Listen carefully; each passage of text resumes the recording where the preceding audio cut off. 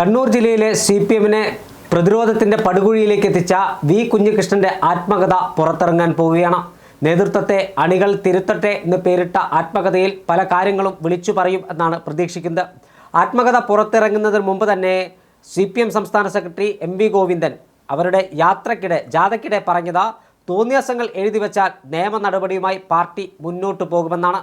എന്തായാലും കുഞ്ഞികൃഷ്ണൻ കണ്ണൂരിൽ തൊടുത്തുവിട്ട അഗ്നി കണ്ണൂരിലെ പാർട്ടിയെ അപ്പാടെ വിഴുങ്ങുന്നു എന്ന് തന്നെയാണ് നമുക്ക് മനസ്സിലാക്കാൻ കഴിയുന്നത്. പയ്യന്നൂർ പോലെയുള്ള CPM-ന് ശക്തമായ സ്വാധീനമുള്ള CPM-ൻ്റെ പാർട്ടി ഗ്രാമത്തിനകത്ത് പാർട്ടി അണികൾ തന്നെ CPM-നെതിരെ രംഗത്ത് വന്ന് നമ്മൾ കണ്ടതാണ്. കുഞ്ഞികൃഷ്ണനെതിരെ നടപടി പ്രഖ്യാപിക്കുമെന്ന് പാർട്ടി പുറത്താക്കൽ നടപടി പ്രഖ്യാപിച്ച ദിവസം പയ്യന്നൂരിൽ നടന്ന പ്രകടനം വലിയ തരത്തിൽ പാർട്ടിക്ക് തന്നെ അമ്പരപ്പുണ്ടാക്കി. പിന്നീട് അവിടെ P. ജയരാജൻ പാർട്ടി അണികളെ തണുപ്പിക്കാൻ നേരിട്ടെത്തിയതും കേരളം കണ്ടു. പയ്യന്നൂർ MLA-ക്കെതിരെ പാർട്ടിക്കകത്ത് വലിയ വികാരമുണ്ടെന്നും ഇത്തവണ തെരഞ്ഞെടുപ്പിൽ പയ്യന്നൂർ MLA-ക്ക് സീറ്റ് നൽകില്ല, മറ്റൊരാളെ അവിടെ മത്സരിപ്പിക്കുമെന്നാണ് മനസ്സിലാക്കാൻ കഴിയുന്നത്. എന്തായാലും കുഞ്ഞികൃഷ്ണൻ പാർട്ടിക്കകത്ത് ഇപ്പോൾ വലിയ താരമാണ്. പലരും നേതൃത്വത്തെ ഭയന്ന് ഒന്നും മിണ്ടാതെ നിൽക്കുകയാണ്. CPM-ൻ്റെ അണികൾക്ക് വളരെ വൈകാരികമായ ഒരു രക്തസാക്ഷിത്വമാണ് ധനരാജിൻ്റെ രക്തസാക്ഷിത്വം.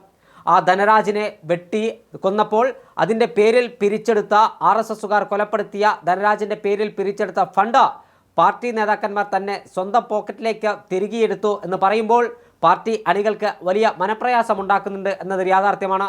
എന്നാൽ നേതൃത്വത്തെ ഭയന്ന് നേതൃത്വത്തെ പേടിച്ച് ഒന്നും പുറത്തു പറയാൻ തയ്യാറാകുന്നില്ല.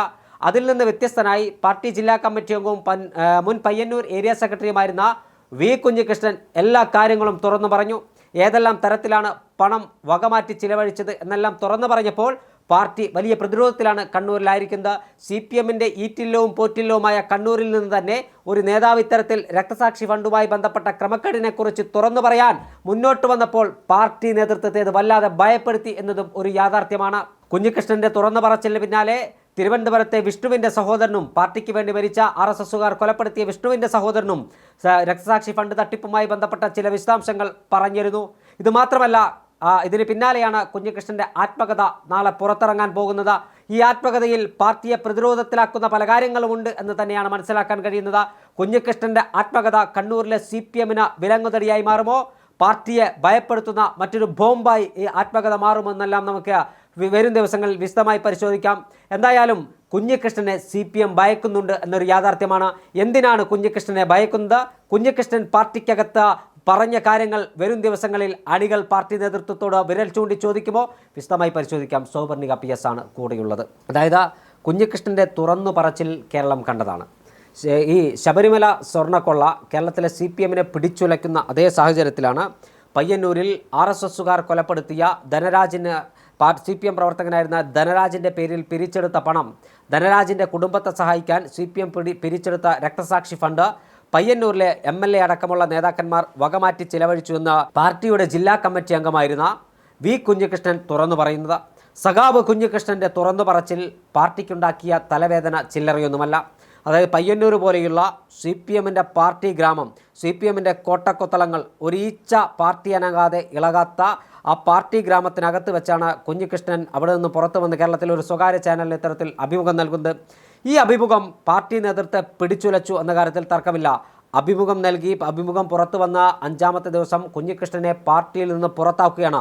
വർഗവഞ്ചകൻ പുറത്ത് എന്നാണ് പാർട്ടി സൈബർ കടന്നലുകൾ എന്ന് പറയുന്ന ആളുകൾ പറയുന്നത്. പക്ഷേ അതുമാത്രമല്ല, കുഞ്ഞികൃഷ്ണൻ്റെ നാട്ടിൽ CPM-ന് ശക്തിയുള്ള CPM-ൻ്റെ ശക്തി കേന്ദ്രമായ കുഞ്ഞികൃഷ്ണൻ്റെ നാട്ടിൽ കുഞ്ഞികൃഷ്ണന് അനുകൂലമായി പാർട്ടി പ്രവർത്തകർ തെരുവിലിറങ്ങി. സ്ത്രീകളും കുട്ടികളും അടക്കമുള്ള ആളുകൾ കുഞ്ഞികൃഷ്ണന് അനുകൂലമായി പാർട്ടിയെ തിരുത്താൻ തെരുവിലിറങ്ങി എന്ന് പറയുമ്പോഴാണ് കുഞ്ഞികൃഷ്ണൻ അവിടെയുള്ള പാർട്ടി പ്രവർത്തകന്മാർക്ക് എത്രത്തോളം വേണ്ടപ്പെട്ടവനായിരുന്നു.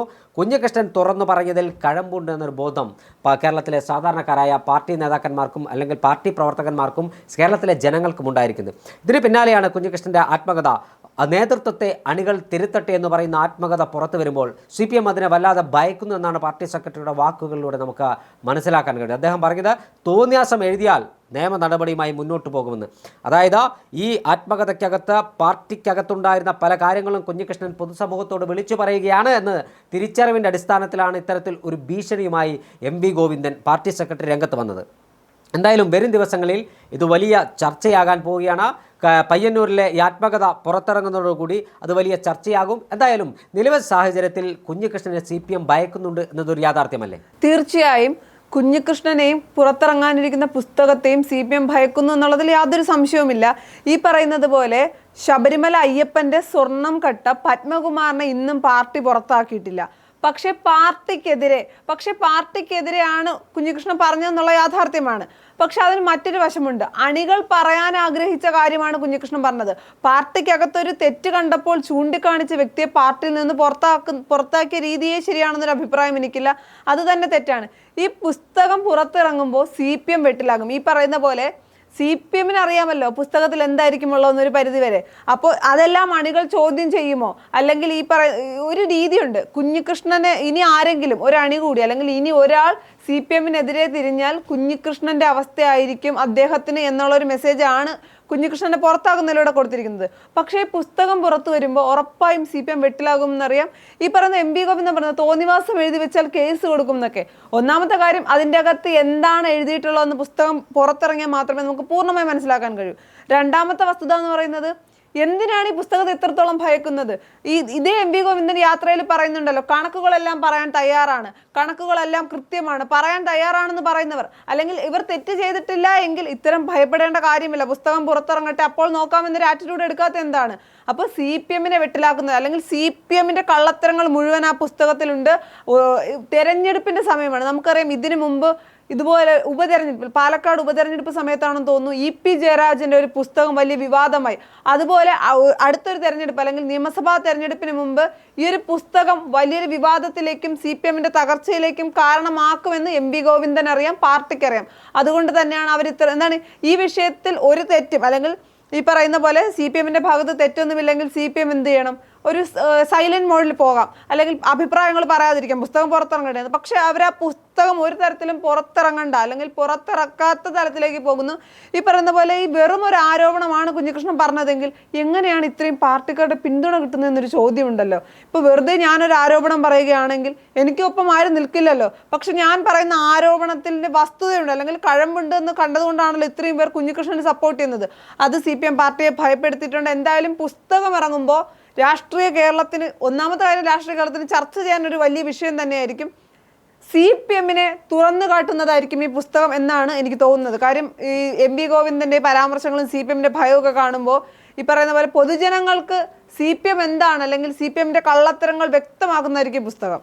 തീർച്ചയായും കണ്ണൂർ ജില്ലയിൽ കലാപകലുഷിതമായ ഒരു കാലഘട്ടത്തിൽ പാർട്ടിയെ നയിച്ച MV രാഘവൻ എന്ന് പറയുന്ന അതികായകനായ നേതാവ് ബദൽ രേഖയുടെ പേര് മറിഞ്ഞ് പിന്നീട് പ്രശ്നങ്ങളുണ്ടാകുകയും പാർട്ടിയിൽ നിന്ന് പുറത്തു വരികയും ചെയ്തിരുന്നു. അദ്ദേഹത്തെ പാർട്ടി പുറത്താക്കിയപ്പോൾ അദ്ദേഹത്തിനെതിരെ വളരെ വലിയ തരത്തിലുള്ള പ്രതിഷേധങ്ങളും പ്രക്ഷോഭങ്ങളും CPM-ന്റെ നേതൃത്വത്തിലുണ്ടായി. KR ഗൗരിയെ പുറത്താക്കി. പാർട്ടിയുടെ എക്കാലത്തെയും വനിതാമുഖങ്ങളിലായിരുന്ന KR ഗൗരിയെ പാർട്ടിയിൽ നിന്ന് പുറത്താക്കുന്ന സാഹചര്യം.